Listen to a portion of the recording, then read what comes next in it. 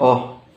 মানে বন্ধুসকল কি বুজি নোপোৱা মানুহ বুজোৱাটো বিৰাট কঠিন ঠিক আছে আৰে ভাই তুমি আৰু এইটো বুলি এনেকুৱা কথা নহয় নহয় যে যিকোনো এটা বস্তুতে তুমি মানে বিতৰ্ক এটা লৈ আনিবা এনেকুৱা কথা নহয়তো কাৰোবাৰ কিবা এটা ভুল হৈছে ডিম্পু বৰুৱাই কিবা এটা ভুল কৰিছে সেই ভুলটো সমালোচনা কৰা ভালভাৱে সেইটোত কোনো প্ৰব্লেম নাই যিটোত তাৰ তেখেতৰ একো ভুলে নাই আৰু তেনেকুৱা পৰিপ্ৰেক্ষিতত এনে আৰু কিছুমান কথা কৈ থাকিলে কেনেকুৱা হ'ব কওকচোন বন্ধুসকল এই ফেচবুকত এটা বস্তুৱে এতিয়া বৰ্তমান সময়ত ভাইৰেল হৈ আছে আজি দুদিনমান আগত যেটো কংগ্ৰেছৰ আমাৰ যিখিনি আগশাৰীৰ নেতা আছে গৌৰৱ গগৈ আৰু ৰকিবুল হুছেইন কিছুমান কংগ্ৰেছী নেতা গৈ পেলাই উপস্থিত হৈছিল ডিম্পু বৰুৱাৰ ঘৰত মই যোৱাকালিৰ ভিডিঅ'টোতো কৈছো ডিম্পু বৰুৱা যাই পেলাই তাৰ লগত জাষ্ট এটা কি চীনা পৰিচয় এটা হৈছে যে তেখেতৰ ভিডিঅ' চাই পেলাই বোলে ভাল পায় সেই হিচাপে চীনা পৰিচয় এটা হৈছে কাৰণ তাৰ মাজতে আৰু এটা বস্তু আছে কি আগন্তুক নিৰ্বাচন আহি আছে আগন্তুক যেহেতু নিৰ্বাচন আহি আছে গতিকে প্ৰত্যেকখন চৰকাৰে যাৰ যাৰ যি ফ্ৰেণ্ড ফলোৱাৰ্স ভাল সোসাইটিত এটা ভাল ব্ৰেন্ডিং আছে তেখেতসকলক লগ কৰিবই তেখেতসকলৰ এইটো ধৰক ভোটৰে অংক হয় বা যিয়ে নহওক ঠিক আছে সেইটো সকলোৰে নিজস্ব কথা এটা এতিয়া কথাটো হৈছে ডিম্পু বৰুৱাইটো কোনো কংগ্ৰেছ এজিপিকটো লগ ধৰিব যোৱা নাই নহয় নে বিজেপিক লগ ধৰিব গৈছে সি আজিৰ তাৰিখত ইমানখিনি যুৱক যুৱতী তাৰ চেনেলত আছে তাক ভাল পোৱা মানুহ আছে সেই কাৰণে কংগ্ৰেছৰ গৌৰৱ গগৈ তেখেতৰ ঘৰত নিজে উপস্থিত হৈ পেলাই নিজে এটা ফেসবুক লাইভ কৰিছে তো কৰিছে ন গতিকে সেইটোক লৈ পেলাই যে ডিম্পু বৰুৱা কংগ্ৰেছতে যোগদান দিব নেকি ডিম্পু বৰুৱা কিবা বেলেগ দলতে যোগদান দিব নেকি প্ৰত্যেকটো বস্তু পলিটিক্সৰ ফালে আপোনালোকে কিয় লৈ যায় মই বুজি নাপাওঁ সেইটো কথা একদম বেয়া কথা কিন্তু আৰু কিছুমান কমেন্টত এনেকুৱা দেখিছে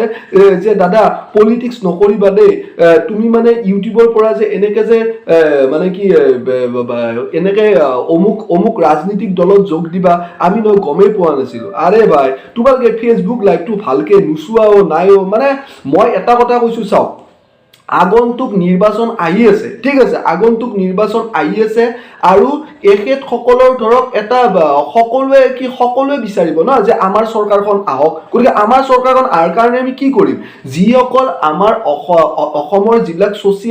সোশিয়েল ইনফ্লুৱেঞ্চাৰ আছে ভাল যাৰ ফ্ৰেণ্ড ফলোৱাৰ বেছি যেনেকুৱা ডিম্পু বৰুৱা তেখেতসকলৰ লগত আমি যদি এটা ভিডিঅ' বনাব পাৰো তেতিয়ালে যথেষ্টখিনি মানুহে মানে আমাক আৰু ভালদৰে অলপ চাব ভালদৰে অলপ চাব কিন্তু কথাটো হৈছে কি এতিয়া আমি তাত বিবেচনা কৰিব লাগিব যে কংগ্ৰেছে তেখেতসকলৰ ৰাজত্ব কালত আমাক নিবনুৱা ল'ৰা ছোৱালীবিলাকক চাকৰি দিলে নে দিয়া নাই আমাৰ অসমৰ ৰাজ্যৰ উন্নতি সাধন কৰিছে নে কৰা নাই এইখিনি বস্তু আমি চাব লাগিব আমি তেতিয়া ডিম্পু বৰুৱাৰ অন্ধভক্ত হৈ গ'লে নহ'ব যে ডিম্পু বৰুৱাৰ লগত কংগ্ৰেছৰ নেতা হওক বা বিজেপিৰ নেতাই হওক যোনে নহওক এনেকুৱা এটা ফেসবুক লাইভ এটা কৰিছে বা এনেকুৱা এটা ভিডিঅ' এটা বনাইছে ধুনীয়া অসমবাসী ৰাইজৰ উদ্দেশ্যে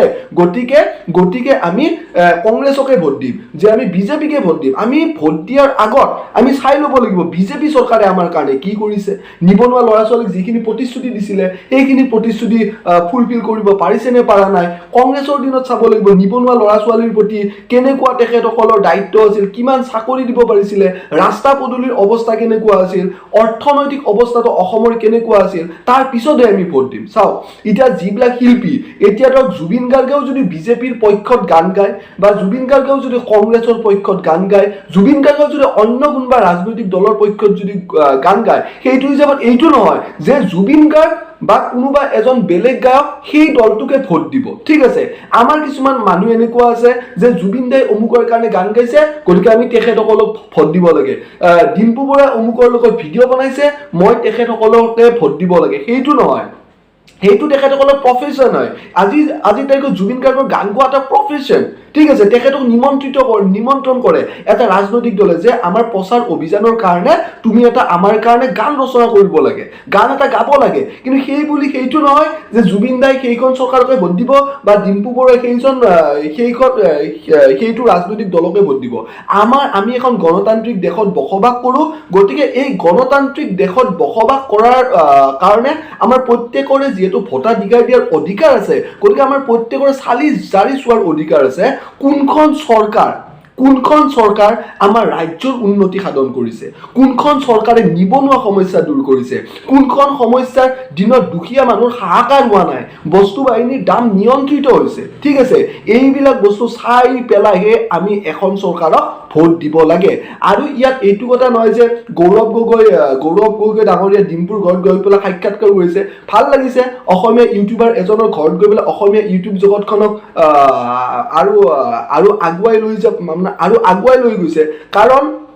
সেইটো এটা বহুত ডাঙৰ কথা আৰু যথেষ্ট সন্মানীয় কথা। আৰু মই এটা কথা কওঁ যে তেখেতে বাৰু ডিম্পু বৰুৱাৰ ঘৰত গৈছে য়ং জেনেৰেশ্যনখিনিক উৎসাহিত কৰিবৰ কাৰণে, তেখেতে ভাল কাম কৰিছে, গৌৰৱ গগৈ হওক, ৰকিবুল হুছেইন ডাঙৰীয়া হওক। কিন্তু তেখেতসকলে আমাৰ অসমৰ ইমূৰৰ পৰা সিমূৰলৈকে যে নিবনুৱা সমস্যাৰে যে ভৰপূৰ হৈছে আজিৰ তাৰিখত গোটেই ৰাজ্য, সেই নিবনুৱা সমস্যা,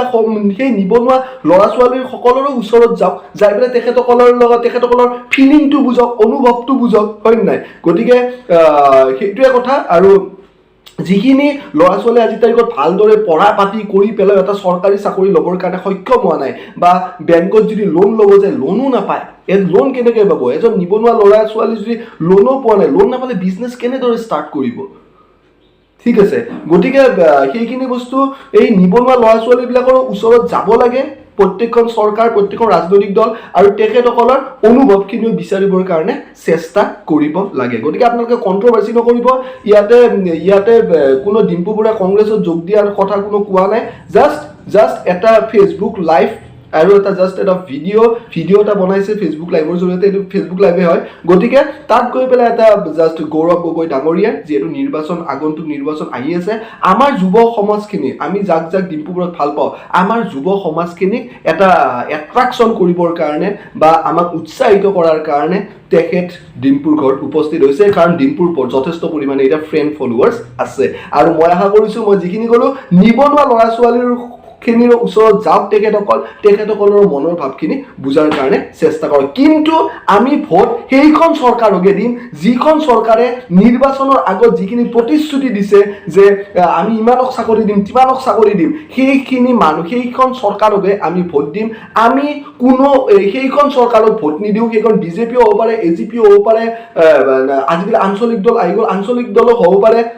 বা আপোনাৰ কংগ্ৰেছো হ'ব পাৰে। আমি সেইখন চৰকাৰক ভোট দিম যিখন চৰকাৰে আমাৰ কাৰণে উন্নতি সাধন কৰিছে। আমি সেইখন চৰকাৰক অন্ধভাৱে ভোট নিদিওঁ যে কোনোবা এজন গায়কে সেইখন চৰকাৰৰ পক্ষত গান গাইছে, কোনোবা এজন ভাল চেলিব্ৰিটি, কোনোবা এজন ভাল ইউটিউবাৰ আহি পেলাই সেইটো ৰাজনৈতিক দলৰ হৈ পেলাই এটা জাষ্ট ভিডিঅ' বনাইছে, সেনেকে অন্ধভাৱে আমি কেতিয়াও কাকো ভোট দিব নালাগে বন্ধুসকল। যদি আজিৰ ভিডিঅ'টো ভাল লাগিল তেতিয়াহ'লে লাইক কৰি দিয়ক, কমেণ্ট কৰি পেলাই জনাওক আপোনাৰ অনুভৱ। আৰু মই এখন গণতান্ত্ৰিক দেশৰ